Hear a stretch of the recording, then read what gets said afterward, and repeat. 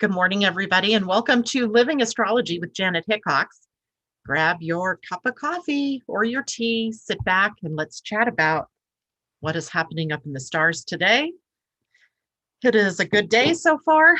Actually, yesterday I was a little more irritable than I am today. Today I'm not irritable at all. I'm kind of chipper, such as the force of some of the transits and the energies that are provoking us this week.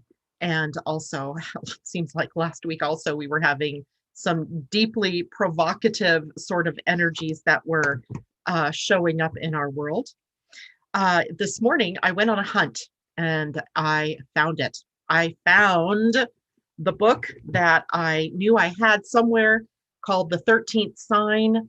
The Zodiac has changed, so have you. Find out how and why. And this is a book by Mary Frances Abamonte. And as far as I know, this is probably the most definitive book on Ophiuchus that is out there. And likely because a lot of it takes guts and it takes courage to write a book about something that you know that astrologers are likely going to reject, right? That they're going to look at you like you've grown two heads, maybe 3 or 13, and that you are somehow aberrant in your behavior because you want to change a system that's been just fine, thank you very much, for 5,000 years or more. So indeed, she has written this book. This is actually a book from, I want to say it was 1999, but it was 2002.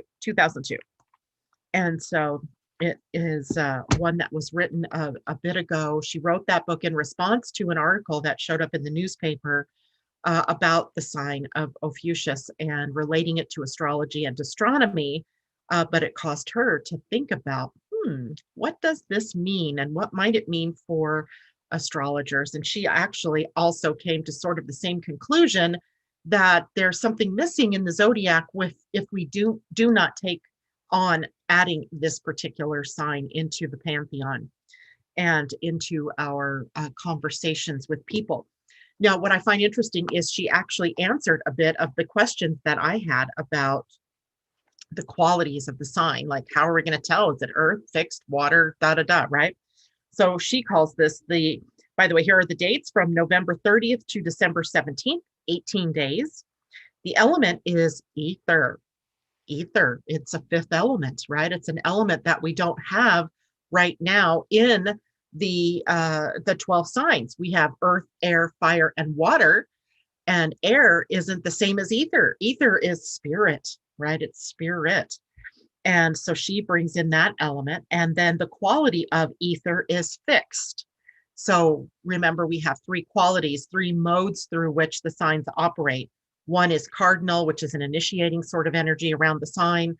The second is fixed, where it's sort of solid and stable. And the third is mutable, which means that it's open for change and is very much more adaptable to changing circumstances. She calls the ruler of Ophiuchus Pluto. Interesting, because remember the mythology of it was that Pluto, or Hades, depending on whether you're looking at the Roman or the Greek god, asked that Ophiuchus be killed, right? He asked Zeus, Jupiter, to kill him because he was bringing dead people back to life. And that was something that Hades couldn't swallow, right? Or Pluto couldn't swallow. So the anatomy of the body is the third eye, right? The subtle body. The symbol, of course, the man holding a snake, kind of the caduceus. And the 8th house is the house that she believed that it would rule.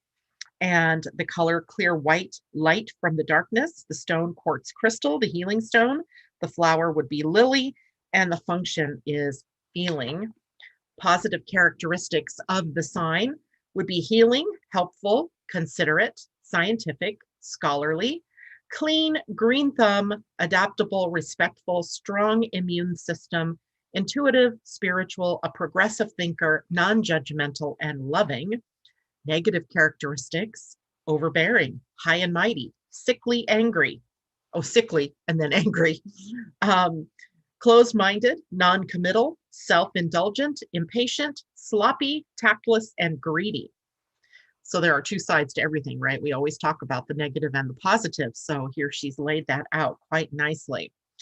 And in the book, she goes on to talk about why this is happening now. And she also goes into talking about the signs. And she doesn't advocate that your sign is different. She didn't advocate that at all. What she advocated is that there is a second part of you, a second part of your personality that is emerging through its connection to Ophiuchus. Now, not specifically the sign connected to Ophiuchus, but what sign is it that you're now that's now partly emerging within you? So, for example, as a Gemini, actually all of Gemini now, so all of you Geminis out there in this system become, hold on, I'm going to tell you what she calls them, Gemtorians. So if your birthday is from May 20th until June 19th, which is my birthday, so it's actually right on the cusp, you are transforming from Gemini to Gemtorian, which means you're taking on characteristics of Taurus as well. And she makes a really good point of it. And I can actually see how this is playing out in my own life, that Taurus being ruled by Venus, my own natal Venus being in Taurus. I thought, wow, there's some connections here that I really want to take a look at. So one of the things that I want to do next is to really dig into this a little deeper, because I know those are questions that you all are going to ask next in relationship to this 13th sign. So I thought it might be kind of nice today in the time period that we have when we usually transition over to doing card readings. I'm going to give you a couple of options today. One, if you want to know what hybrid sign you become, then you can certainly let me know, or let Asa know. She'll be in the background there for us. What it is that you want to, that is what you would like to know, but I'll need your birth date, not the time and place and all of that, just the date in order to look that up.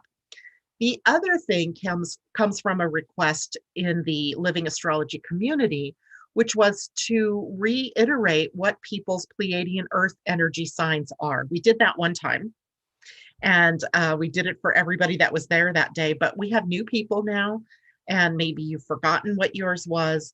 So I will have my Mayan astrology book, which actually gives you all the dates, like all the way back to the early 1900s for birth dates. And then I will translate that over into Pleiadian, translating Mayan to Pleiadian. That makes me sound so scholarly, doesn't it?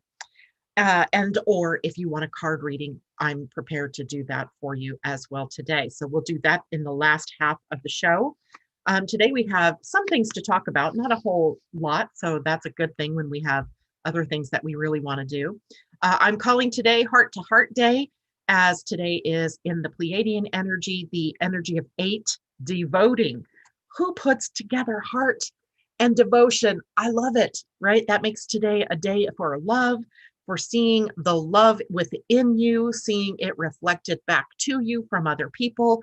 So I called this Heart to Heart Day, reflecting, seeing your true self in the reflection of others.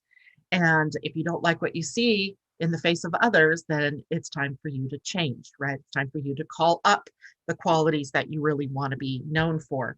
As well, today the moon is finishing up her transit through the sign of Capricorn, and we'll talk about that transition and the void, and then the sign that she moves into next, which of course is Aquarius. And as well today, there is Venus in a square to Saturn. We knew this was coming. Earlier in the week, we had Venus squaring Pluto and Venus squaring Jupiter.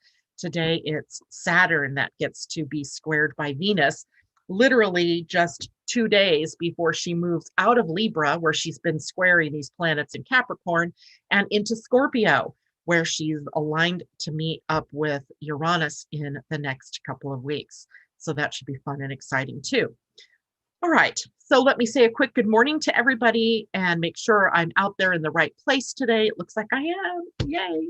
Some days it works and some days it doesn't. Depends on how awake I am when I go to get the show started. J-Lo, good morning to you. Jennifer, good morning. Tom, good morning. J-Lo says, hello, Astro fam. Andy girl, hello. Wishing everyone an awesome day. Peggy Doyle, good morning. You found us. And Peggy, you are in the chat. I can see you chatting. So hopefully you've figured out how to be able to chat with everybody else at the same time. Good morning, Asa. And Mimi says, good morning, all.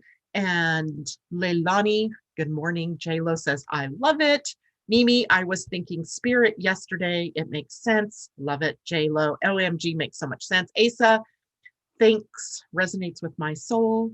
J-Lo says, hence why so much is going on in New York. It's in its Pluto return, as is the US, right? The USA is also in its Pluto return. The exact Pluto return does not occur until 2022, but as you know, Pluto moves very slowly. And so we end up in an orb that is already affected, and you can see the transformation that's occurring in the country. The division in the country is a symptom of that Pluto return, the differing points of view, the resistance to moving ahead into a new paradigm and wanting to hold on to these old concepts of nationalism and MAGA, Make America Great Again, that really have no place in a world that's becoming more and more global. So we see some big changes happening in that Pluto return, and people are at varying degrees of acceptance of what this means and of where we're going in that. And any of the states and in the 13 original colonies, you are likely getting ready to do the same thing, to go through that Pluto return, which is the first one that we will have had.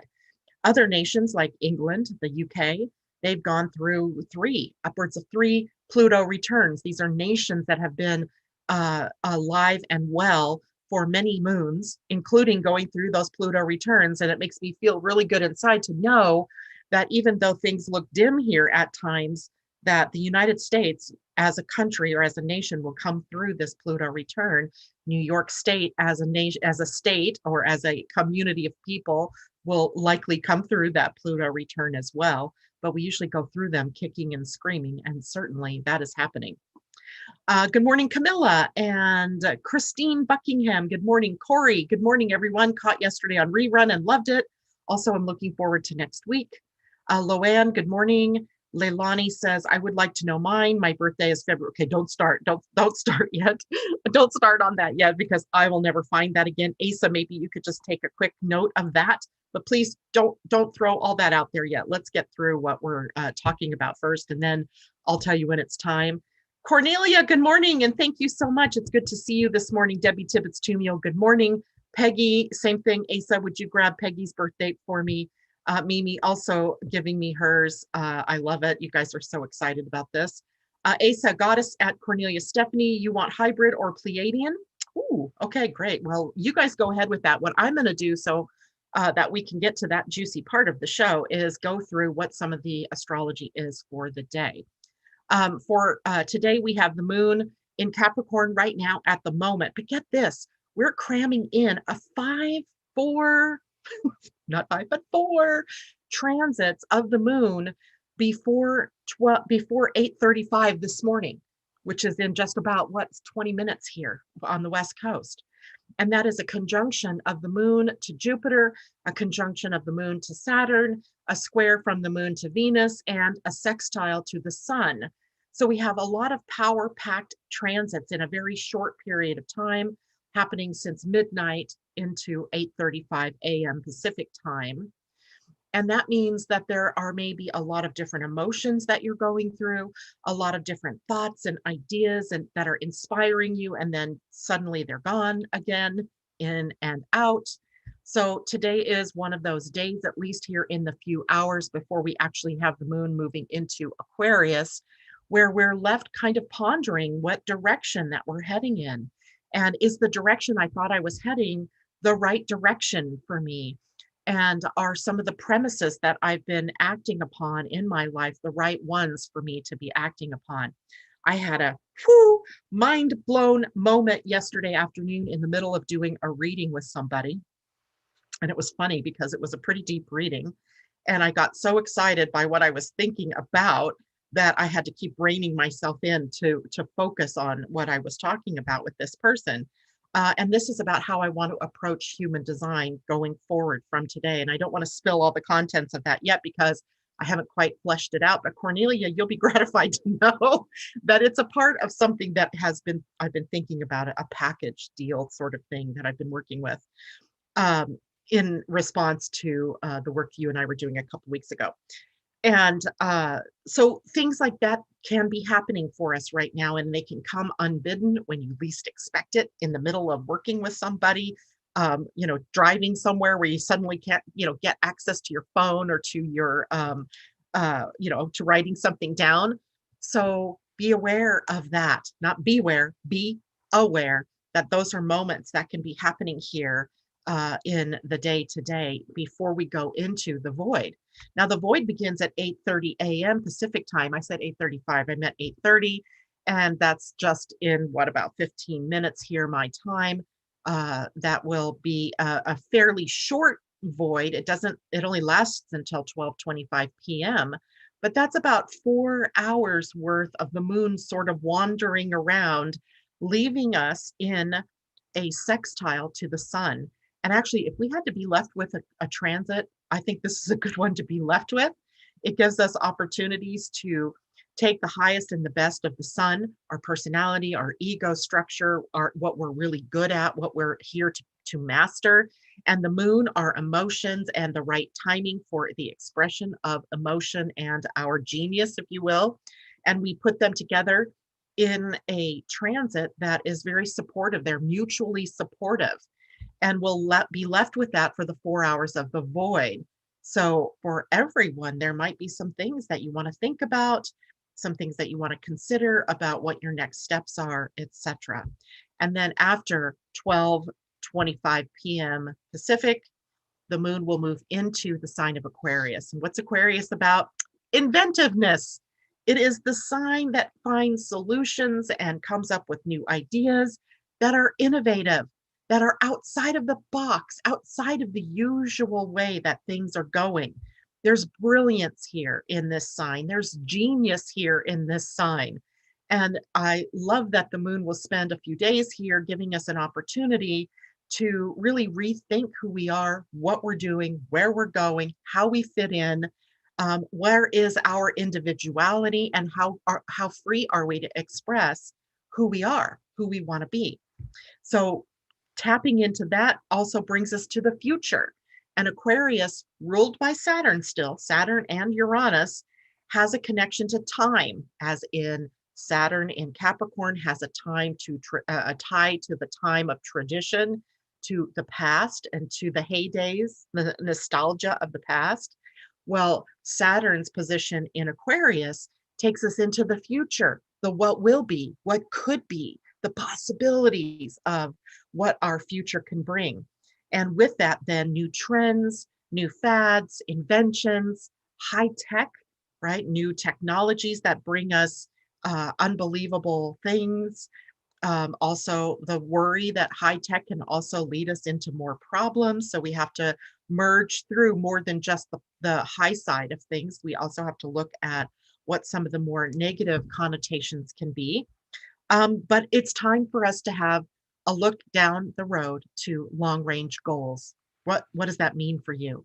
And then once you're on that path to creating your goals, you gotta figure in your heart. And here we go again today, a heart to heart connection, right? That 8-day in the Pleiadian calendar where we're connected heart to heart. We're connected from divine to human in ways that are profound. And then part of the calculation then for your future is about, where is your heart, right? Where are your desires? What do you love? So following your heart's desires, a part, unbelievably, of Aquarian energy. Why? Because the opposite sign of Leo and Aquarius form that axis, is about the heart, right? It's about the heart and doing what you love and following that impulse, as opposed to what the mind tells you, or about what you think about the way that you can do something or not do something. So following your heart. The sign of Aquarius is also the humanitarian sign. Its rulership is the 11th house in the astrology chart, which also has a humanitarian component to it. So in the next few days, we're thinking about finding positive solutions to things, or outcomes that are positive, where we create win-win even. Identifying with our fellow humans, right? Identifying with life, and what does it take to support life on this planet? Seeing from a worldly perspective, not just from your national or community or family perspective. We're elevating ourselves to become more universally oriented. And that doesn't mean that you ignore your nation, your community, or your family. It just means you take a wider view of the world at large and becoming a part of that wider global perspective instead of just the smaller perspective of community, family, or nation. Revelations, of course, Uranus being a part of the rulership of Aquarius, we get those ahas, those epiphanies, those crazy out of the blue things that strike you in the moment and can, as has happened to me in the past, change the direction of your life. So be aware, be open, expect the unexpected, expect surprises, resonate with freedom energy. There's this feeling in Aquarius energy of being free to follow your heart, being free to follow what you love and not being caught up in anybody trying to hold you back, whether that's from a family perspective of, well, you can't do that, or things you've been conditioned by in your human design, for example, to not allow yourself to be a part of, feeling yourself renewed at this period of time and re-energized around following your heart's kind of your inner yearning to do something, to be something more. Aquarius energy sees the bigger picture. It is a wider view. It is objective, right? It is objectively looking at the situation, looking at itself, looking at others in your life, looking at the situation that you're in. It seeks knowledge. It is an air sign. Even though it's called the water bearer, it is an air sign. It is fixed air. So it has the ability to stick with new ideas, but to also follow the threads of new things. Once it clasps onto an idea, it will stick with that and add more and more and more to it. It is the sign that rules divination. Anybody up for a reading? It's a great time to get a reading, to seek more information about yourself. And it is a time for us to think about manifesting our dreams. Not just think about it, though. It's a time to take action, manifesting your dreams. But that starts with, where is your head, right? What are you thinking about? Are you thinking about what you can't have, about what you don't have, about what's not happening? And if so, then you can focus your thoughts the other direction about what is possible. What do I want? What makes me happy? What would be truly enjoyable for me? If you turn your thoughts to that, there's no more room for the negative thoughts, right? Because you're the one that's in charge here of what you're thinking about. And as well, friendships, networking, social media, all of that is a part of the Aquarian experience as well. And as always, we have to talk about the other side of the spectrum. The continuum goes from the high positive to the neutral to the more negative. And the more negative aspects of Aquarius energy is about excessive detachment, about being aloof or appearing cold, distant, and a fear even with that ripples through people sometimes with wherever Aquarius is in your chart, of getting involved, right? Of not being so connected, so intimate. This rules, of course, platonic love, not that more intimate love. So sometimes there's a feeling of stepping back. Sometimes there's erratic and shocking behavior. Hello, Uranus is there. What else could there be, right? And also, as a fixed sign, the Aquarian energy can go toward inflexible opinions, not facts, inflexibility that is based on opinions, right? Not proof, not capital T truth, but the opinion that you have. Any of us have, of course, those kinds of opinions where we can become very inflexible about that, where we refuse to see the other side, right? We're too caught up in our tunnel vision. In the body, Aquarius energy rules the ankles and the calves of your legs, the circulation in the body of blood and fluid. In that case, it rules cramps and spasms. It's funny because when I get cramps in my legs or my feet, I always think about Aquarius. What's in Aquarius right now? And also varicose veins. I never mentioned that one before, but it is a part, the veins, the system that carries the blood back to the heart to become more oxygenated. Arteries take the blood away from the heart, and the veins bring the deoxygenated blood back to the heart for more oxygen. So you can kind of see where that system of circulation can be involved then with Aquarius energy. Today, I think I already gave you sort of that idea that we have 8 devoting energy today in the Pleiadian-Earth astrology. Devoting energy was Ak in the Mayan language. It meant dog. And so it brings up things like loyalty, about love and devotion, right? What are we devoted to? The 8 universal day is that heart-to-heart connection, right? I can't get over that 8 every time I see it as a number. I think about that crossing over point that brings us together heart to heart, and us being then a reflection of one another, and then taking it one step further, the projection then of the things that we either love about ourselves that we see in other people, or the things that we don't love about ourselves that we project outward onto others. And that the responsibility is always with me, right? Always with me to determine, am I projecting? Am I connected heart to heart? Because you're never not connected.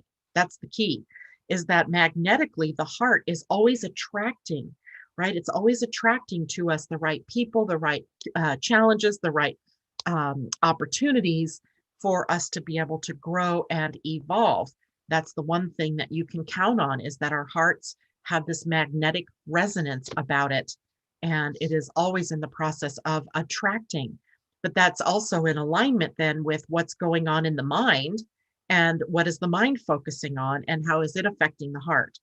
So devoting energy talks about, what are you devoted to? It reminds me of generators in human design, generator types. So manifesting generators and generators whose primary function on the planet is to be embodied passion, right? Embodied devotion to mastering something in the physical world.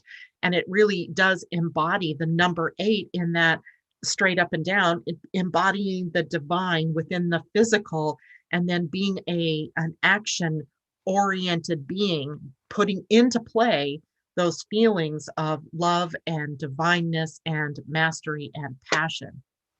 So the 8, so important here as a number, but also as the symbolic connection of us from heart to heart. If it's the infinity sign lying on its side, or the up and down, number 8, where the divine is connected and the interface is right here in the human, right? The divine interface. You are the divine interface. Love it. So today also brings up questions about loyalty. Who are you loyal to and why? And is it correct for you to be loyal to an idea, an ideal, or a person? Blind loyalty, I think, is what we are talking about. It's not that it's inappropriate to be loyal, but what are you loyal to, and who and why are you devoting that kind of energy to that person, that idea or ideal? And it's just a question, right? It's just a question. Is this an inappropriate loyalty, or is this an appropriate loyalty? And why is it that I have this particular loyalty to this thing? And we have all kinds of loyalties to products, to people, to systems of thought, etc. So it's just about questioning ourselves and making sure that we are heart aligned in that loyalty, right? And that whoever or whatever that you are loyal to is also heart aligned with you, right? It's 2 ways, right? 2-way. Okay, Asa, questions out there on any of this? I see Ursula, good morning to you. So we have a bunch of people out there asking questions about their birth signs and so forth. I think everybody wants to know about their Pleiadian sign. I mean, not their Pleiadian, but their new sign if we add an Ophiuchus into the mix. Let's quick talk about the major aspect of the day, which is Venus in a square to Saturn. Anytime we have a square between planets, we have challenges between the two. Venus represents your relationships. It represents your connection to your values and to your finances. Saturn represents sustainability and being resourceful and forms and structures that form a solid foundation. So we have a more conservative leaning planet with Saturn, and Venus, who is focused on love and relationship and money and values. And so you might think, putting those words together, that there's a limiting force today upon our relationships, and you would be right. So today we have to watch out for the entanglements, right? What are we entangled with in our love relationships? It can be your significant others, it can be your friends, it can be your mother, your children. What kind of entanglement are you involved with, and how is that affecting you? Today, we have to watch out because we may become a little bit more prickly in and or defensive in our beliefs, in our values, in our relationships. It could be really easy today to become very sensitive to what we might think is rejection. As the moon moves into Aquarius, maybe we feel not so much rejected as that our partners are not connected to us somehow, that they've become too aloof, or they're cold. And so we may have a lot of reality checks that are coming into us today about our relationships and who we are in those relationships. What are our values? What are we financially engaged with? And today then, socializing, meaning our texting one another, chatting with one another, social media, may feel a little out of sync, as people aren't sure how they feel. They feel one way and they speak another. So today might be a little bit of a disruptive day when it comes to our relationships and to our values, and also in our finances. So today might not be a great day to go out and spend a great deal of money, might not be a great day to start a new relationship. Although a relationship started with Venus and Saturn might be a relationship built on authority, like a mentor type of relationship as opposed to a love relationship.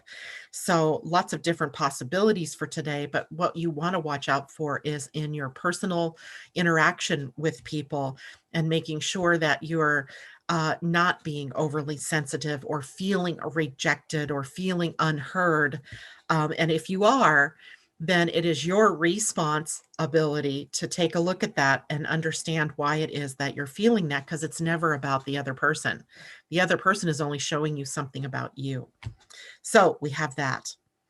All right, so it's about 8:30. We're about halfway through. So now we have the moon in the void. Did you feel it? Did you feel a change? I don't know if I did, but sometimes I do, sometimes I don't.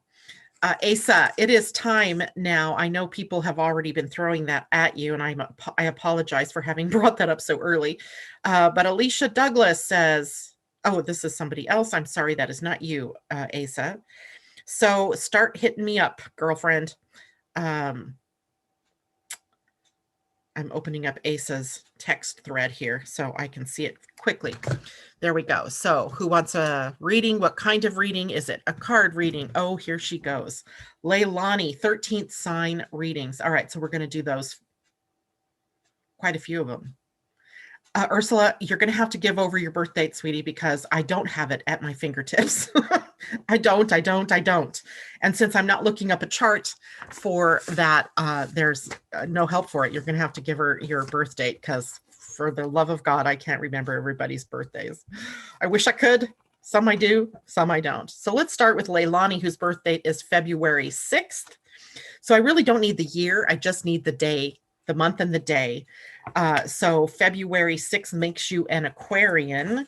So let's see what happens with Aquarius if we throw in a 13th sign. So February 19th to March 20th is a Pisces to Pisces Aquarian. You are going to be an Aqua Aquarian. January 20th to February 18th is called the Aquarian Vision.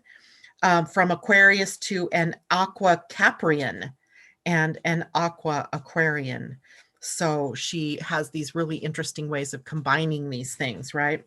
So I'm going to read.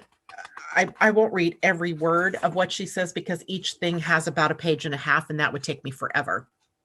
But let's go through the highlights then, Leilani, of what adding Ophiuchus into as a 13th sign would mean for you. It says, I know you know. Aquarius always knows. You have great insight into very unconventional ways of doing things. Capricorn will be there as an influence until February 16th. The last few days of the sign will be double Aquarius. People who are double Aquarians will be unique intellectuals with wild imaginations that will create new inroads to help humanity. Capricorn's gift to Aquarius will be ambition with a keen business sense. When I think of Aquarius, I can't help but remember the 1960s and all the changes brought in by the portal we had of the dawning of the Aquarian age. The portal closed back up by the 1970s to reopen again in 2000.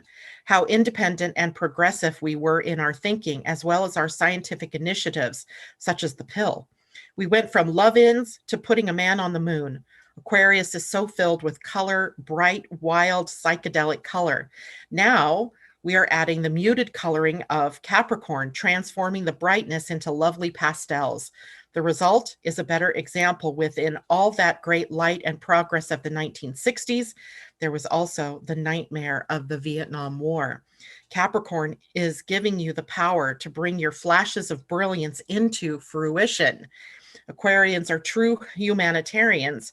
With your realized self, you will have the energy to bring your progressive ideas for a better future to the planet. You will also be better able to take care of your body, mind, and soul, to give yourself the attention and love you have given away to others for so long. As of the year 2000, we are in the age of Aquarius, and we will be there for another 2,000 years. Slowly, the rest of the planet will be coming around to your way of thinking. You will be energized even more by the gifts Capricorn brings out in you, the ingenious, progressive, unconventional, futuristic ideas that you bring in from the ethers. I love that. Need to be grounded. This now can be done through the practical structure of the sensible, earthy energies of Capricorn that you are assuming. Things will begin to happen to you almost magically and mystically. Your vision, imagination, and your kind of knowing in the deepest sense combine to create a universal wisdom within you. Your dreams, visions, and unusual experiences are usually vivid and lasting.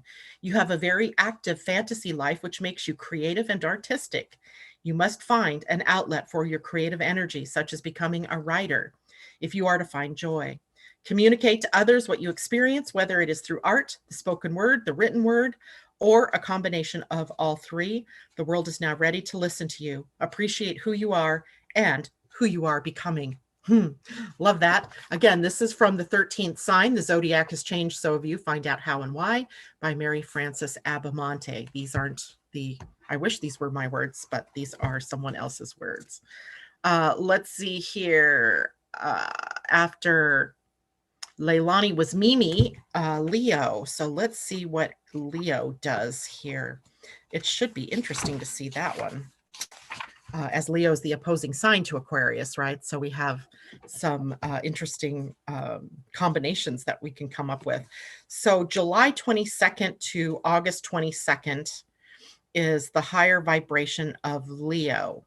So let's see, from July 20th to August 10th, the first 18 days of Leo, the influences of Cancer will be felt. Cancer is ruled by the moon and Leo is ruled by the sun. Leos born August 10th and after become double Leo, from the Lion to the Lion King. Okay, so for Leos born between July 20th to August 10th, Cancer is bringing you the gift of the moon's intuitiveness and psychic abilities.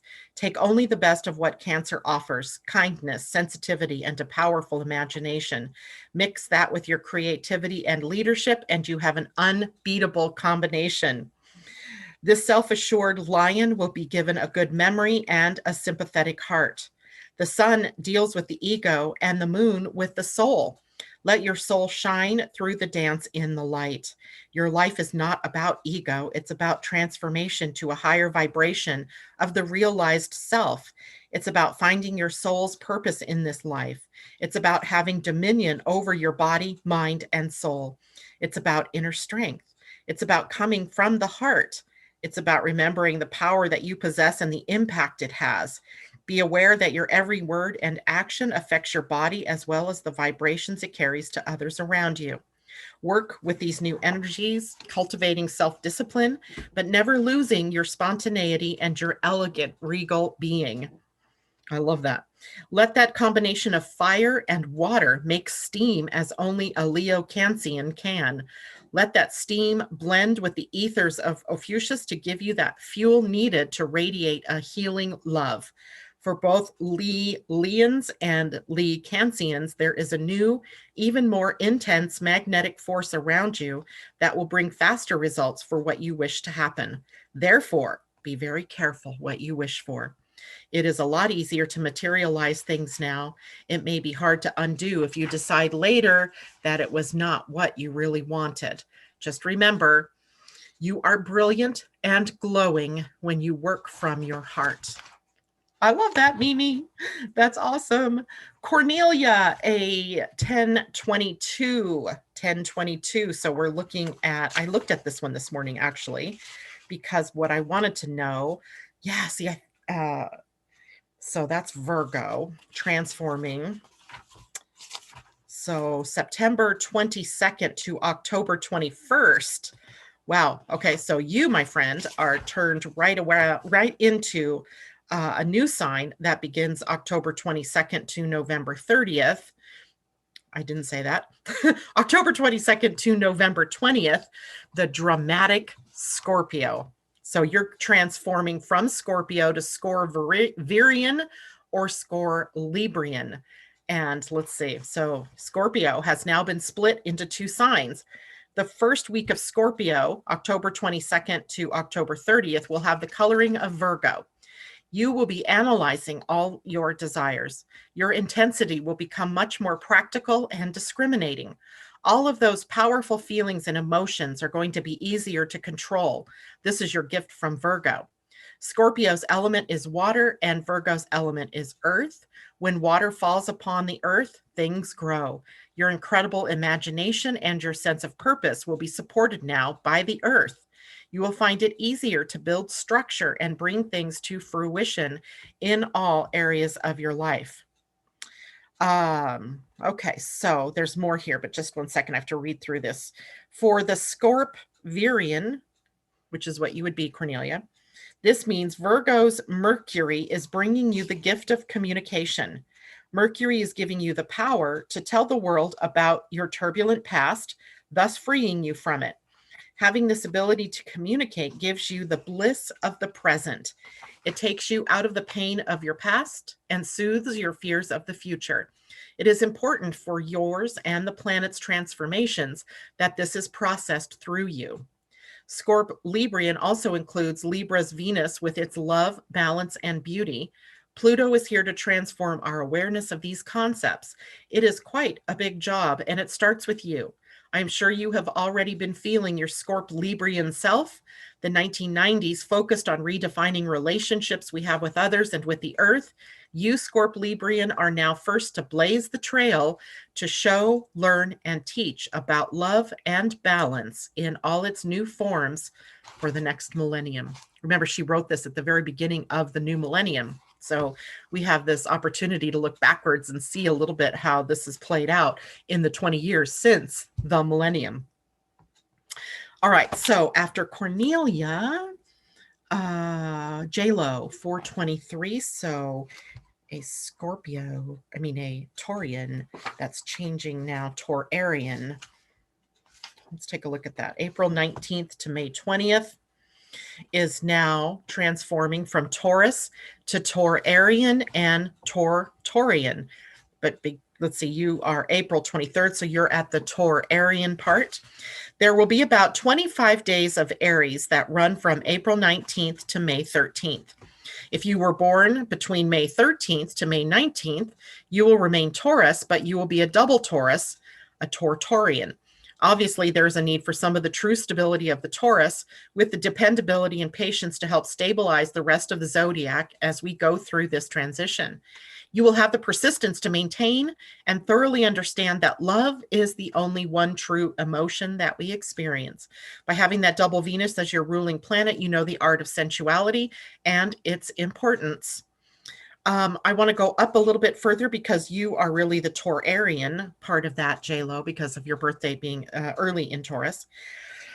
Taurarians are those born in the first part of Taurus who will be taking on the Aries energy of being dynamic, independent, and active initiators, and blending these qualities with their conservative, stable, loyal, dependable, and artistic, loving ways, while being very comfortable living in the moment, in the movement. It is a real gift that Aries brings you, the ability to concentrate on the presence, on the present. Venus and Mars, the ruling planets of Taurus and Aries, are an unbeatable combination. There are many famous paintings of Venus and Mars, as well as books written about Venus and Mars. Imagine containing and possessing the energy of these two planets. What a love affair with life. There's a perfect balance of the masculine Aries and the feminine Taurus. Aries is bringing you the action and fearlessness that is needed for your pioneering work and the ability to take it where you have never gone before, into the sensuality and flow of the ethers of love in all things. Once you feel that flow, that fire inside, the pure energy of unconditional love will emanate from you. However, the new Taurarian's journey can be at first one of frustrating conflict between having it right now and waiting for the right time. The intuitive Aries and the sensuous Taurus are blended together to teach you and expand your consciousness. I love it. Okay, so that's J-Lo. Also, you, Debbie Tibbetts Tumio, because your birthdays are on the same day. Aquarius, we just read that one, Aquarius Spirit. So that was Leilani, same thing, Aquarius energy. Kathleen, 712. So 712 is Cancer. Did we read that one already? I think you're actually so you are transforming from Cancer to Cangemian, the magic of Cancer. So now Gemini will last about 31 days from June 20th to July 20th. So you're actually more of a Gemini, Kathleen. The crab born on the cusp of Gemini will also be touched with some love from Taurus's Venus. The crab born at the end of Cancer will be a double moon, which means you will become very sensitive to the point of being psychic. Now, back to the 28 days in the middle of Cancer. Your coloring will be that of Gemini. What gifts do the twins come bearing for Cancer? They bring adaptability and inventiveness. You will be able to turn every place you go, and you will be going places, into a warm and loving environment just by your appreciation for all that exists. Your intuitiveness and ability to make people feel comfortable will be magnified with the Gemini curiosity and ability to communicate. You will be able to understand and explain the concept that our home is the whole earth and that all things are interconnected. With the new flair you are developing for writing and for language, you will be able to understand and explain the importance of living in harmony with others. You will be a healer for the new age. You will take that Cancer moon that represents psychic ability and stop being overly traditional and cautious. You will use the psychic connection with Gemini's Mercury to be a hands-on healer. Your touch will be able to heal people suffering everything from a broken leg to a broken heart. A lot of this new energy is swirling around you in the ethers. Grab hold of it and use it. Let the Merlin in you come out. Gemini's gift to you will be lightness of mind and body, and you will make the transition into the fourth dimension effortless like a breath of fresh air. You are just beginning to sense the magical and mystical and the sweetness and the sweet smell that floats in the ethers. Your journey commences with a Shakespearean moment. You are able to find the beauty in all things, large and small. Use your magical powers with understanding, and with Gemini's gifts to you, you will share them with the world. The Cangemian will find joy in service. You've been the caretaker and the mother. Now you will bring your work to a higher level of understanding and work with the light vibrations in the ethers that Gemini is bringing in. Let yourself blossom into the reality of healing love energies. Gotta love that. Okay, so going back here, who was it I just did there? That was Kathleen. Pleiadian. Okay, so now we're switching to the Pleiadian. Let me change books here momentarily. So Peggy Doyle, March 5th. Now, so for a Pleiadian reading, it's not really a reading. I'm just going to give you the new signs. and tell you what you are. You're going to need to tell me if you were born before or after sunset. So you'll need your birth time, sort of. So Kathleen, Peggy, I just so happen to have your chart handy since we worked with one another the other day. Let's see, where did I put you here? So I'll be able to, there we are. So 1700 is 5 p.m. So you were likely the day after. I think we did talk a bit about this. So I'm going to go to March 6th of, yeah. So this will be a little bit slower because I have to actually translate it over. So March 5th, okay. And we're going to go up one day because, well, wait a minute. In March, does the sun set at 5 p.m. or after? I think it might be after. So you are likely 5 Muluk then. And Muluk in the Pleiadian calendar is feeling energy. So you are here as the number 5, which is about change and movement. It is an energy where all we really have in terms of free will is our space of response to the changing atmosphere around us and the emotion of that and how you work with the energy of emotion. So you're really kind of an embodiment of what we've been talking about with the solar plexus mutation, even in human design, where the role that you're here to play is being someone who's emotional, who is adaptable, but who also is learning about being in response to the emotional triggers and not in reaction to the emotional triggers. So you're learning to take that moment, that space, breathing in, understanding the energy, and then choosing, it's about choice now, how it is that you're going to respond to whatever the trigger point was for you or whatever the provocation was for you. So there's yours. And let's see who was next after Peggy. Christine Buckingham. Basically the same thing for, no, it's not. I'm sorry. Pleiadian, not the same one. Christine Buckingham, what time of day were you born? So maybe you can get that real quick to Asa. So if I'm looking at March 9th, if you were born before sunset that day, 9 Ben. Ben is 9. Ben is exploring. 9 exploring energy is what you were born on. Asa, has she given us her birth time yet?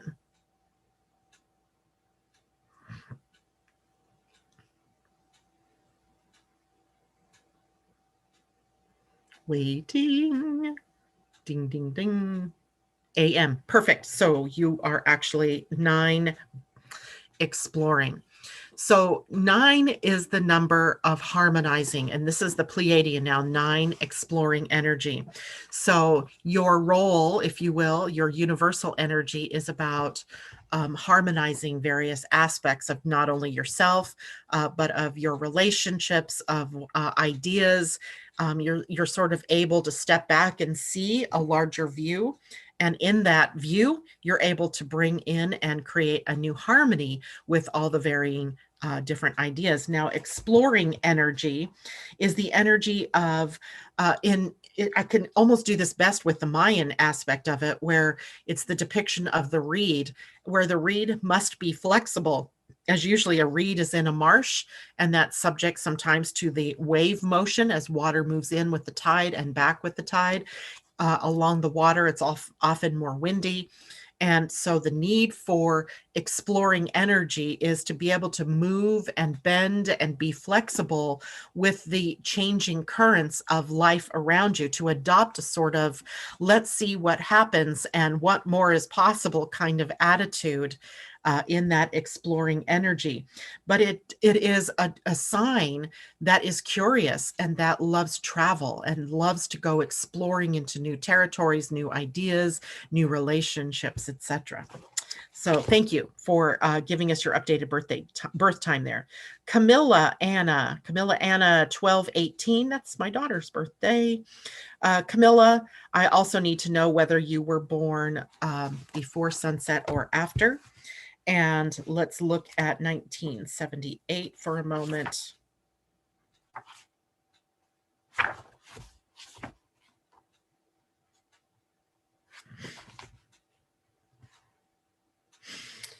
Twelve eighteen 1978 is 10 Etznab, the flint knife or the obsidian knife, the number 10 being the number of manifestation. So now if we look at what the flint knife was in, it is self-regulating. Ooh, so your life is about, Camilla, after sunset. So you're going to be the next days, the 19th. So that is 11 Kawayak, and Kawayak was the storm or catalyzing energy. So the 11 is the number of light, enlightenment, or enlightening. So literally your Pleiadian Earth energy is about enlightening people to change, to how to adapt to change. Catalyzing energy acts as a beginner and initiator, sort of the flame, right? The light that starts the fire. And that means that your Pleiadian energy then is really about starting the fire in people to search for the light, right? To search for light and to search then for all that the light brings them, more understanding of love, seeing themselves more clearly, and also then for yourself, bringing yourself into enlightenment as well. So Taylor, before sunset, you must be next, Taylor. 11/14/98. So 11/14 now 98. I've got to move this direction. And November. And so November 14th, so you were born at the beginning of a week. So you really embody everything that the tone of the week would be suggestive of, and that's Muluk, which is about feeling energy. So in the Pleiadian energy, you are an initiator, feeler. So that means that you're very emotional, that you're here to really initiate people through your emotions. I think that works with you being a Scorpio as well. But you're really here to understand how to use the energy of emotion as a compass to tell you what direction to move in. I wonder, I can't remember right now off the top of my head, but are you emotionally defined in your human design? If so, you're here to master emotion. And you're literally almost like the moon, showing us what phase it's in through its every change. And you're really showing us the mood you're in through every change that you go through. Your skill is that you need to learn about how to use emotion and respond appropriately, more like using emotion as a barometer of what is going on around you. And again, that you'll have different ways of doing that based on whether you have an open emotional center or solar plexus, or whether it is defined. But for you, it's all about emotion and initiating a new way of being emotional, right? Expressing emotion. Okay, and last we have Tom. You know what yours is, Tom. We've talked about this before. Debbie would like a card reading. Do you know yours, Tom? Actually, now that I think about it, maybe you weren't able to find it. Got to go back the other way, 61. What time were you born, Tom? Before sunset or after? I'll need that. But if you were born before sunset, you are a 3 Emish. 3 is, Emish is the energy of being. So if you were born before sunset that day, sorry, that is July. I need June 3rd, not July 3rd. You are 12 Schwen. We've done this before. I remember this now because I remember thinking that the monkey Schwen was perfect for you. But Schwen in the Earth energies of the Pleiadian is Really? Illuminating. Yeah, it's in the West. So you're 12, illuminating, understanding, illuminating, right? Bringing light through humor, lightening the load for people, lightening up the energy. So before sunset. Yep, absolutely. So 12, Schwen. So remember, 12 is the number of understanding. And it is the number where before we go into ascension, which is the 13, we have an understanding of all that's happened before. So for you, it's all about drawing new connections and understanding new pieces of information. And then, of course, you're always the one that plays the humorist in all of the different social medias that you're in. I always see you doing funny things and bringing light and humor to the world. So that's your path, right? So understanding and monkey energy, monkey energy or illumination energy. All right, guys, it's 9. I'm so sorry I have to go. So for those of you who didn't get that, we'll work with that another day. And I hope that you all have a wonderful day. I will see you all tomorrow. Tomorrow's Friday. Wow. I can't believe the whole week is gone. Take care. If you haven't yet done it, please hit the thumbs up button under the video. If you're someone new, please hit subscribe. And also feel free to share the video with your friends. That helps get the word out about what we're talking about here while we're trying to raise the frequency and the vibration of the planet. All right, everybody. Much love to you all. See you tomorrow.